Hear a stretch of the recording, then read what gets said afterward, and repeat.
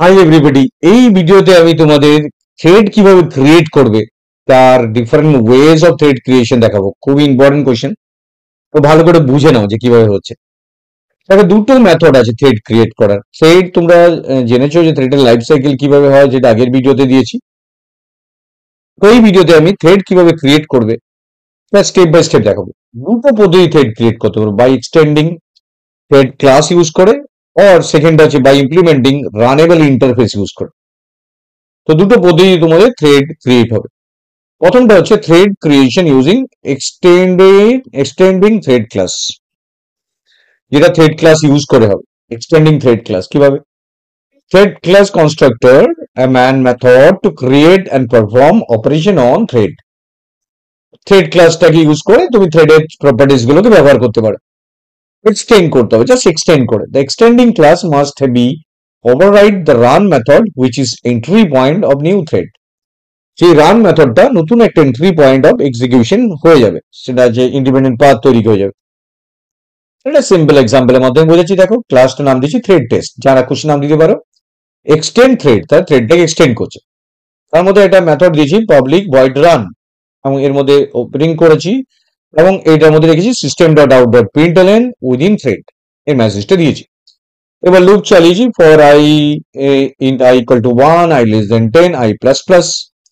Second ব্র্যাকেটের মধ্যে system dot out dot প্রিন্টএলএন I equal to I, I equal to 1 ঘুরবে, 2 ঘুরবে, 3 ঘুরবে, এইভাবে 10 অব্দি ঘুরে যাবে।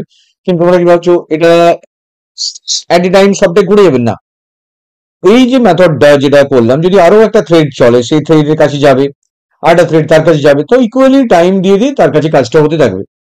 তো থ্রেডের মেইন যে কাজটা হচ্ছে পাবলিক ভয়েড রান, এর মধ্যে থ্রেডের যে কোডটা সেটা লিখতে হবে।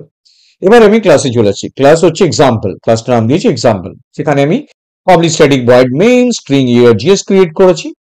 তার মধ্যে system dot out public static void main string array তার মধ্যে system dot out within main, এটা একটা মেন একটা থ্রেড, মনে রাখবে মেন থ্রেডটাই বাকি থ্রেডগুলোকে জন্ম দেবে।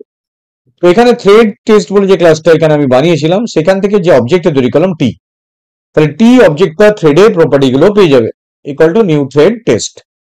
তাহলে টি এখন একটা থ্রেড ক্রিয়েট হলো। এবার এটাকে অ্যাক্টিভেট করতে হবে, তাহলে টি ডট স্টার্ট। সাউন্ডটা কমিয়ে দে, কথা বলিস না বাবা, আমি তো পড়ছি, সাউন্ডটা কমিয়ে নে। তাহলে টি যে থ্রেডটা ক্রিয়েট হলো, এবার তুমি ওটা স্টার্ট করতে চাও, তাহলে টি ডট স্টার্ট দিয়ে ওটা স্টার্ট হয়ে যাবে। তাহলে আমি থ্রেডটা ক্রিয়েট করলাম এবং তারপর সেটাকে আমি স্টার্ট করে দিলাম, তো এটা কাজটা কমপ্লিট হয়ে গেল। তাহলে এটা ইউজিং এক্সটেন্ড। এবার দেখো, সেকেন্ড যে কনসেপ্টটা সেটা হচ্ছে ইন্টারফেসের থ্রু দিয়ে কিভাবে করবে। তাহলে দুটো ভাবে হলো, একটা এক্সটেন্ড করে যে কোনো করতে পারো, তার মধ্যে পাবলিক ভয়েড রানের মধ্যে তুমি কাজ করতে পারো।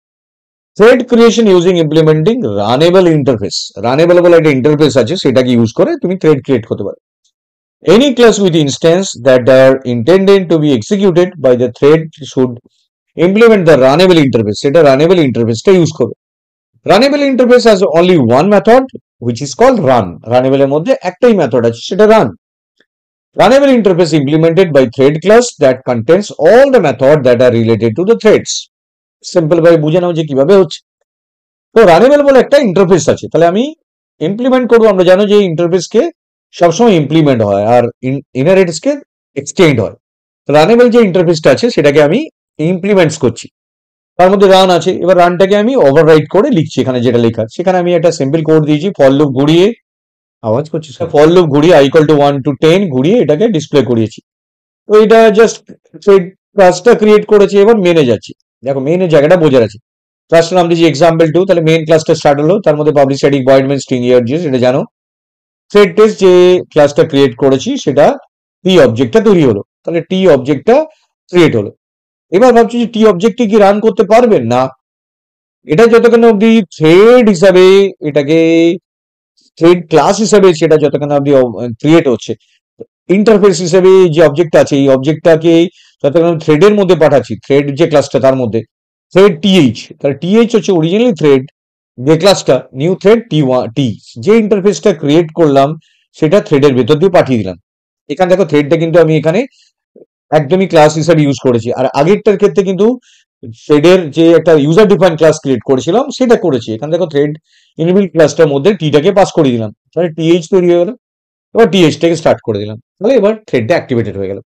তো থ্রেডটা অ্যাক্টিভেট হয়ে গেলে এবার তুমি থ্রেডের কাজটা করতে পারবে। তার মানে কি ইন্টারফেসের মধ্যে ক্রিয়েট হলো, তারপর সেটাকে থ্রেডে পাস করিয়ে ক্লাসের ভিতর স্টার্ট করতে হলো। এই হচ্ছে তোমার পদ্ধতি, যেটা থ্রু দিয়ে তুমি রানেবল ইন্টারফেসের থ্রু দিয়ে কাজ করতে পারো। তো এই দুটো পদ্ধতি আছে, একটা হচ্ছে রানেবল ইন্টারফেস, আর একটা হচ্ছে থ্রেড যেটা ক্লাস সেটাকে ক্রিয়েট করে। So thank you very much for watching this video. Share and subscribe it. Thank you.